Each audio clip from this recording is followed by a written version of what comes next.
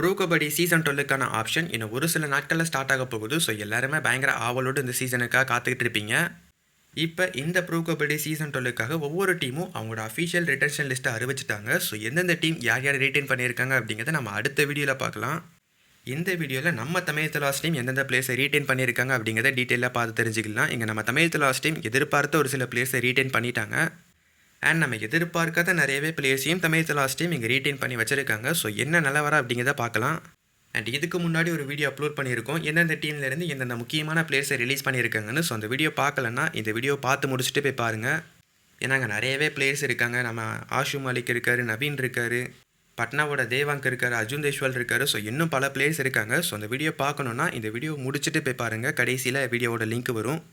So okay, இப்போ நம்ம Tamil Thalaivas team யார் யாரை ரீட்டைன் பண்ணியிருக்காங்க அப்படிங்கிறத டீட்டெயிலாக பார்க்கலாம். நம்ம தமிழ் தலாஸ் டீம் எலைட் கேட்டகரியிலேருந்து ஒட்டு மொத்தமாக 3 பிளேயர்ஸை ரீட்டைன் பண்ணியிருக்காங்க. ஃபஸ்ட்டு நம்ம கேப்டன் சாகராத்தி, அவரை ரீட்டைன் பண்ணியாச்சு. அண்ட் அடுத்து நம்ம ஃபாரின் பிளேயரான மொயின் சஃபாகி, அவரையும் ரீட்டைன் பண்ணியாச்சு. அண்ட் அடுத்து தமிழ் தலாஸ் டீமோட எக்ஸ்பீரியன்ஸான பிளேயரான ஹிமான்ஷு யாதவ், அவரையும் நம்ம தமிழ் தலாஸ் டீம் ரீட்டைன் பண்ணிட்டாங்க. இதில் நம்ம சாகராத்தியை கண்டிப்பாக ரீட்டைன் பண்ணிடுவாங்க அப்படிங்கிறது நம்ம எல்லாருக்குமே தெரியும். ஏன்னா சாகராத்தி மரண ஒரு பிளேயரை ரிலீஸ் பண்ணிவிட்டு அவருக்கு ஈக்குவலான ஒரு பிளேயரை ஆப்ஷனில் எடுக்க போனோன்னா அது ரொம்ப ரொம்ப கஷ்டம். நமக்கு அப்படிப்பட்ட ஒரு பிளேயர் கிடைக்கவும் மாட்டாங்க. சாகராத்திக்கு என்னதான் இன்ஜுரி கன்சர்ன்ஸ் இந்த மாதிரி நிறையவே பிரச்சனைகள் இருந்தாலும் அதை பற்றிலாம் தமிழ் தலாஸ் டீம் பெருசாக யோசிக்காமல் அவரை ரீட்டைன் பண்ணியிருக்காங்க. ஸோ இதை பார்க்குறதுக்கு ரொம்பவே நல்லா இருக்குது. அண்ட் அதே சமயம் நம்ம மொயின் சஃபாகி லாஸ்ட் சீசன் நம்ம டீமோட நம்பிக்கை நட்சத்திரமாகவே இருந்தார். ரைடிங் யூனிட்டில் ரொம்பவே நல்லா பெர்ஃபார்ம் பண்ணியிருந்தார். ஸோ அதுலேயே தெரிஞ்சு போச்சு எப்படியும் அவர் அடுத்த சீசனுக்கு ரீட்டைன் பண்ணிடுவாங்கன்னு. அண்ட் அடுத்ததாக நம்ம ஹிமான்ஷு யாதவ் தமிழ் தலாஸ் டீமில் ஒரு பயங்கர அண்டர் ரேட்டடான பிளேயராக இருந்திருக்காரு. தமிழ் தலாஸ் டீமுக்கு எப்பெல்லாம் பர்ஃபார்மன்ஸ் தேவைப்படுதோ அப்போல்லாம் உள்ளே வந்து மரண மாசான சம்பவத்தை பண்ணிட்டு போயிருக்காரு. ப்ரோ கபடி சீசன் 9 நம்ம தமிழ் தலாஸ் டீம் செமிஃபைனல் வரைக்கும் போனோன்னா அதுக்கு முக்கியமான காரணம் இவர் தான். பட் கடைசியாக நடந்த அந்த 2 சீசன்ஸில் இவருக்கு பெருசாக சான்ஸ் கிடைக்கல. இன்னும் அதிகமான சான்ஸ் கிடச்சிதுன்னா இன்னுமே ரொம்ப நல்லா ப்ரூவ் பண்ணி காமிச்சிருப்பார். பட் லாஸ்ட் சீசன் ஸ்டார்டிங்கில் இவருக்கு சுத்தமாக சான்ஸே கிடைக்கல. ஏன்னா ஒரு பக்கம் அங்கே சாஹில் குலியா இருக்கார், இன்னொரு பக்கம் நம்ம நிதேஷ்குமார் இருக்கார். இந்த 2 பேருக்கும் நடுவில் ஒரு போட்டி போட்டு உள்ளே வர முடியலை. அண்ட் அதுக்கப்புறம் சீசனோட கடைசியில் இவருக்கு சான்ஸ் கிடச்சிது. அந்த சான்ஸை ரொம்பவே நல்லா யூஸ் பண்ணிக்கிட்டாரு, ரொம்பவே நல்லா ப்ளே பண்ணியிருந்தார். தமிழ் தலாஸ் டீமுக்கு எப்போல்லாம் பிரச்சனை வருதோ அப்போல்லாம் ஹிமான்ஷு யாதவ் உள்ளே வந்து நம்ம டீமை காப்பாற்றிருக்கார் அப்படிங்கிறத ஒரு உண்மை. அண்ட் அடுத்ததாக ரீடைன்ட் யங் பிளேயர் கேட்டகரிக்கு கீழே நம்ம தமிழ் தலாஸ் டீம் நிதேஷ்குமாரை ரீடைன் பண்ணிட்டாங்க. அண்ட் நம்ம நரேந்தர் கொண்டோலாவை ரீடைன் பண்ணியாச்சு. அண்ட் அடுத்ததாக ரோனக், ஆஷிஷ் அண்ட் விஷால் சகல் அப்படிங்கிற இந்த 3 பிளேயர்ஸையுமே தமிழ் தலாஸ் டீம் ரீடைன் பண்ணியிருக்காங்க. ஸோ இதில் நிதேஷ்குமாரை பொறுத்த வரைக்கும் லாஸ்ட் சீசன் சும்மா பயங்கரமான பர்ஃபார்மன்ஸை கொடுத்துருந்தாரு. நம்ம சாகராத்திக்கு அடுத்து தமிழ் தலாஸ் டீமோட ஃபியூச்சரே நம்ம நிதேஷ்குமார் தான் அப்படிங்கிற அளவுக்கு அவர் பெர்ஃபார்ம் பண்ணியிருந்தார். அண்ட் அடுத்ததாக நம்ம நரேந்தர் கொண்டோலாவுக்கு 3 வருஷம் கான்ட்ராக்ட் இருக்குது. அவர் எப்படி ரீட்டைன் ஆயிடுவார் அப்படிங்கிறது நமக்கு நல்லாவே தெரியும். போன சீசன் இன்ஜுரி இருந்தது, அதனால் பெருசாக பெர்ஃபார்ம் பண்ண முடியல. அவர் ஸ்டார்டிங்லேயே பெருசாக பெர்ஃபார்ம் பண்ணலை. பட் ஃபார்முக்கு வரும்போது இன்ஜுரி வந்து எல்லாத்தையுமே கெடுத்து விட்டுருச்சு. பட் இந்த சீசன் கண்டிப்பாக நரேந்தர் கொண்டோலா கம்பேக் கொடுப்பார் அப்படிங்கிற மாதிரி எதிர்பார்க்கலாம்.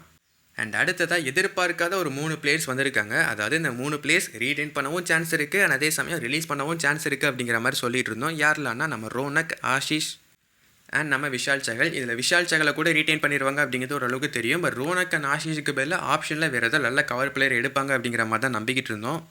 பட் இல்லை, எங்களுக்கு இவங்களே போதும் அப்படிங்கிற மாதிரி தமிழ் தலாஸ் டீம் ரோனக் அண்ட் ஆஷிஷ் மேலே நம்பிக்கை வச்சு ரீட்டைன் பண்ணியிருக்காங்க. போன சீசனோட கடைசியில் இவங்களுமே நம்பிக்கை கொடுக்குற மாதிரி ஓரளவுக்கு நல்லாவே பெர்ஃபார்ம் பண்ணியிருந்தாங்க. ஸோ அதை பார்த்துட்டு தான் தமிழ் தலாஸ் டீமோட சஞ்சீவ் பல்யான் இவங்களை ரீட்டைன் பண்ணியிருப்பாங்க. ஸோ ரீட்டைன் யங் பிளேயர் கேட்டகரியை பொறுத்த வரைக்கும் நம்ம நிதேஷ்குமாரை ரீட்டைன் பண்ணியாச்சு, நரேந்தர் கொண்டோலாவை ரீட்டைன் பண்ணியாச்சு, ரோனக் அண்ட் ஆஷிஷ், நம்ம விஷால் சகல்னு சொல்லிட்டு தமிழ் தலாஸ் டீம் இங்கே 5 பிளேயர்ஸை ரீட்டைன் பண்ணியிருக்காங்க. அண்ட் அடுத்ததான் நம்ம Tamil Thalaivas team existing new young player கேட்டகரிக்கு கீழே 2 பிளேயர்ஸை ரீட்டைன் பண்ணியிருக்காங்க. என்னடா சொல்கிற ஒழுங்கா படுற மூதேவி அப்படிங்கிற மாதிரி நீங்கள் கேட்பீங்க. நான் கரெக்டாக தான் சொல்லிட்டு இருக்கேன். தமிழ் தலாஸ் டீம் இங்கே 3 பிளேயர்ஸை ரீட்டைன் பண்ணியிருக்கணும். பட் அவங்க ரீட்டைன் பண்ணியிருக்கிறது வெறும் 2 பிளேயர்ஸை தான். லாஸ்ட் இயர் NYP சைனிங் மூலமாக 2 வருஷம் கான்ட்ராக்டில் 3 பிளேயர்ஸை எடுத்திருந்தாங்க. ராம்குமார் மாயாண்டி, தீரஜ் அண்ட் அனுஜ் கோடே, இந்த 3 பிளேயருமே ஆட்டோமேட்டிக்காக இந்த வருஷத்துக்கு ரீட்டைன் ஆகிருக்கணும். ஏன்னா 2 வருஷம் கான்ட்ராக்டில் இருக்காங்க. பட் இதிலிருந்து தமிழ் தலாஸ் டீம் ஒரு பிளேயரை ரிலீஸ் பண்ணியிருக்காங்க. அவர் வேறு யாரும் கிடையாது, நம்ம தமிழ்நாடு பிளேயரான ராம்குமார் மாயாண்டியை இந்த கான்ட்ராக்டை பிரேக் பண்ணி ரிலீஸ் பண்ணியிருக்காங்க. ஸோ அப்படி இந்த கான்ட்ராக்டை பிரேக் பண்ணி ரிலீஸ் பண்ணுற அளவுக்கு அவர் என்ன பண்ணார் அப்படிங்கிறது தெரியல. என்ன ரீசன்னுமே தெரியல. அவர் ஒழுங்காக பெர்ஃபார்ம் பண்ணலையா, இல்லை வேறு எது ரீசன் இருக்கா, இல்லை இந்த தமிழ் தலாஸ் டீம் வேணுமனே தான் ரிலீஸ் பண்ணாங்களா அப்படிங்கிறது எதுவுமே புரியலை. Ramkumar Mayandi last season injury காரணமாக இந்த டோர்னமெண்ட்டில் ப்ளே பண்ணலை. ஃபுல் சீசனுமே ரூல்ட் அவுட் ஆகிட்டு வெளியே போயிட்டார். பட் இருந்தாலும் பரவாயில்ல, அதை 2 வருஷம் கான்ட்ராக்ட் இருக்குது, அடுத்த வருஷத்துக்கு ப்ளே பண்ணுவார் அப்படிங்கிற மாதிரி நம்பிக்கிட்டு இருந்தோம். பட் இப்போ அந்த கான்ட்ராக்டை பிரேக் பண்ணி ரிலீஸ் பண்ணியிருக்காங்க. நேற்று தாங்க நம்ம ராம்குமார் மாயாண்டியான திசைன் வேலை டோர்னமெண்ட்டில் ப்ளே பண்ணிட்டு இருந்தார். அதாவது ஆல் இண்டியா கபடி டோர்னமெண்ட் நம்ம திருநெல்வேலி டிஸ்ட்ரிக்ட் திசைன் வேலையில் நடந்துக்கிட்டு இருக்கு. ஸோ இங்கே நம்ம ராம்குமார் மாயாண்டியான மதுரை கஸ்டம் டீமுக்காக ப்ளே பண்ணிட்டு இருந்தார். ஆனால் அவர் கூட சேர்ந்து விஸ்வந்தனாலாம் ப்ளே பண்ணிட்டு இருந்தாங்க அந்த டீமுக்காக. அந்த டீம் ரொம்பவே நல்லா பெர்ஃபார்ம் பண்ணி மேட்சையும் வின் பண்ணிட்டாங்க. அண்ட் அங்கே ரொம்ப நல்லா பெர்ஃபார்ம் பண்ணது நம்ம ராம்குமார் மாயாண்டியான தான். அவர்கிட்ட எந்த பிரச்சனையும் இருக்கிற மாதிரி தெரியல. ரொம்பவே நல்லா தான் ப்ளே பண்ணிகிட்டு இருக்காரு. இப்போ எதுக்கு ரிலீஸ் பண்ணாங்க அப்படிங்கிறது எனக்கு சுத்தமாக புரியவே இல்லை. நேற்று அங்கே மேட்ச் முடிஞ்சதுக்கப்புறம் நான் நிறையவே பிளேயர்ஸ் கூட ஃபோட்டோ எடுத்துகிட்டு பேசிகிட்டு இருந்தேன். அப்போ நம்ம ரஞ்சித் அண்ணா கூட ஃபோட்டோ எடுத்தாச்சு, அண்ட் அபிஷேக் அண்ணா கூட ஃபோட்டோ எடுத்தாச்சு, மாசான முத்து அண்ணா கூட ஃபோட்டோ எடுத்தாச்சு, அண்ட் செல்வமணி விஸ்வந்த் அண்ணான்னு சொல்லிட்டு நிறையவே பிளேயர்ஸ் கூட ஃபோட்டோ எடுத்திருந்தேன். அண்ட் அப்போ தான் நம்ம ராம்குமார் மாயாண்டியன் அணியுமே பார்த்துருந்தேன். அவர்கிட்டயுமே போய்ட்டு எப்படின்னா இருக்கீங்க எல்லாம் ப்ளே பண்ணுங்கண்ணா அப்படிங்கிற மாதிரி சொல்லிட்டு ஒரு ஃபோட்டோ எடுத்துகிட்டு நான் பாட்டுக்கு வந்துட்டேன். அங்கே இருந்த எக்ஸைட்மெண்ட்டில் எனக்கு என்ன பண்ணணும் அப்படிங்கிறது தெரியலை. இதை பற்றிலாம் கேட்குற ஐடியாவே எனக்கு கிடையாது. ஏன்னா அவர் கான்ட்ராக்டில் இருக்கார். 2 வருஷம் கான்ட்ராக்ட், எப்படி இந்த வருஷம் ப்ளே பண்ணி தான் ஆகணும், கண்டிப்பாக ப்ளே பண்ணுவார் அப்படிங்கிற மைண்ட் செட்டில் தான் இருந்தேன். அடுத்த வருஷம் தமிழ் தலாஸ் டீமில் பார்ப்போனா அப்படிங்கிற மாதிரி சொல்லிட்டு வந்தாச்சு. அதுக்கப்புறம் இப்போ காலையில் 11 மணிக்கு எடுத்து பார்த்தா அந்த லிஸ்ட்டில் ராம்குமார் மாயாண்டியனோட பேர் கிடையாது. ஸோ இது ரொம்பவே ஷாக்கிங்காக இருக்குது. என்ன பிரச்சனை அப்படிங்கிறது தெரியலை. நம்ம தமிழ் தலாஸ் டீமில் ஒரே ஒரு தமிழ்நாடு பிளேயர் இவர் தான் இருப்பார் அப்படிங்கிற மாதிரி நம்பிக்கிட்டு இருந்தோம். அபிஷேக்கை ரிலீஸ் பண்ணியாச்சு, நம்ம ரஞ்சித் அண்ணாவை ரிலீஸ் பண்ணியாச்சு. இந்த 2 பேத்தையுமே ரிலீஸ் பண்ணிடுவாங்க அப்படிங்கிறது ஆல்மோஸ்ட் நமக்கு தெரிஞ்ச விஷயம் தான். அபிஷேக் அண்ணாவை ரொம்ப நாள் முன்னக்கூட்டியே ரிலீஸ் பண்ணிட்டாங்க. ரஞ்சித் அண்ணனே எப்படி ரீட்டைன் பண்ண மாட்டாங்க அப்படிங்கிறது நமக்கு தெரியும். பட் மாசான முத்துவை எப்படியாவது ரீட்டைன் பண்ணிடுவாங்க. கண்டிப்பாக மாசான முத்துவை ரீட்டைன் பண்ணுறதுக்கு சான்ஸ் இருக்குது அப்படிங்கிற மாதிரி தான் எல்லாருமே நம்பிக்கிட்டு இருந்தேன். ஆனால் லாஸ்ட் சீசன் ரொம்பவே நல்லா ப்ளே பண்ணியிருந்தார். கிடைச்ச சான்ஸை நல்லாவே யூஸ் பண்ணிக்கிட்டார். ஒரு மேட்சை வின் பண்ணியும் கொடுத்துருந்தாரு. பட் அன்ஃபார்ச்சுனேட்லி அதுக்கப்புறம் அவருக்கு ஒரு இன்ஜுரி ஏற்பட்டிருந்தது. அந்த இன்ஜுரிக்கு அப்புறம் அவரால் மேட்சஸ் ப்ளே பண்ண முடியல. மேபி மேட்சஸ் ப்ளே பண்ணியிருந்தாருன்னா ரொம்பவே நல்லா பெர்ஃபார்ம் பண்ணியிருப்பார். பட் அதுக்கப்புறம் டொமஸ்டிக்லேயுமே நல்லா தான் பெர்ஃபார்ம் பண்ணிட்டு இருந்தார். இப்போ ரீசெண்டாக நடந்து முடிஞ்ச மணப்பாறை டோர்னமெண்ட்டில் இன்கம் டேக்ஸ் டீமுக்காக ரொம்பவே நல்லா பெர்ஃபார்ம் பண்ணியிருந்தார். அதில் நம்ம தமிழ் தலாஸ் டீமுக்கு அகைன்ஸ்டாக தான் நல்லா பெர்ஃபார்ம் பண்ணி மேட்சையுமே வின் பண்ணி கொடுத்துருந்தாரு அந்த டீமுக்காக. அதாவது தமிழ் தலாஸ் டீமை தோக்கடிச்சிட்டாரு. மேபி ரிலீஸ் பண்ண காரணத்தினால தான் அவர் இங்கே வந்திருப்பாரா இருக்கும். அண்ட் இப்போ திசைன் வேலை டோர்னமெண்ட்லையும் நம்ம மாசான முத்தானா ரொம்பவே நல்லா ப்ளே பண்ணிகிட்டு இருக்காரு.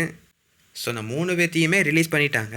இது போக நம்ம ராம்குமார் மாயாண்டி கான்ட்ராக்டில் இருக்கார். அட்லீஸ்ட் அவர் ஒருத்தராவது இருப்பார் அப்படிங்கிற மாதிரி நம்பிக்கிட்டு இருந்தோம். பட் நம்ம ராம்குமார் மாயாண்டியனையும் சேர்த்து ரிலீஸ் பண்ணி விட்டாங்க. லாஸ்ட் இயர் நம்ம டீமில் 4 தமிழ்நாடு பிளேயர் இருந்தாங்க. அந்த 4 பேத்தையுமே இப்போ ரிலீஸ் பண்ணி விட்டுட்டாங்க. சரி, 4 பேர்த்தை தான் ரிலீஸ் பண்ணாங்க. அப்போ புதுசாக யாரையாவது என்ஒய்பி சைனிங்லையாவது எடுத்தாங்களான்னு பார்த்தோன்னா அதுவுமே கிடையாது. என்ஒய்பி சைனிங்கில் ஒரு தமிழ்நாடு பிளேயரை கூட அவங்க எடுக்கலை. இருந்த தமிழ்நாடு பிளேயர்ஸ் எல்லாத்தையுமே டீமை விட்டு வெளியே தான் அனுப்பியிருக்காங்க. அந்த 3 பேர்த்தை ரிலீஸ் பண்ணிங்க ஓகே. பட் கான்ட்ராக்டில் இருந்த ராம்குமார் மாயாண்டி எதுக்கு ரிலீஸ் பண்ணாங்கன்னு தெரில. மேபி அங்கே வேறு ஏதாவது பிரச்சனை இருக்கா, இல்லை ப்ரோ கபடி ஷேர் பண்ணதில் தான் ஏதோ ஒரு பிரச்சனையா, என்ன இலவன் ஒன்றுமே புரியலை. இப்போ ராம்குமார் மாயாண்டியோட பேர் அங்கே கிடையாது. ஸோ உங்கள் ஒப்பீனியன் என்னதை பற்றி? தமிழ்நாடு பிளேயர்ஸுக்கு இங்கே தமிழ் தலாஸ் டீம் தான் நம்ம சஞ்சீவ் பல்யான் சார் வந்ததுக்கப்புறம் இடம் இல்லை அப்படிங்கிறது நல்லாவே தெரிஞ்சு போச்சு. இது ஆல்ரெடி தெரிஞ்சது தான். ஒரு உள்ளே வந்தால் தமிழ்நாடு பிளேயர்ஸ் எடுக்க மாட்டாருன்னு நமக்கு தெரியும். பட் அதுக்குன்னு இத்தனை பேர்த்த அனுப்புவாங்க நான் எதிர்பார்க்கல. மாசான முத்து கூட ஓகே. பட் ராம்குமார் மாயாண்டியும் சேர்த்து அனுப்புவார்னா சத்தியமாக எதிர்பார்க்கவே இல்லை. உங்கள் ஒப்பீனியன் என்ன அப்படிங்கிறத காமெண்ட் பாக்ஸில் கமெண்ட் பண்ணுங்கள். தேங்க்யூ ஃபார் வாட்சிங்.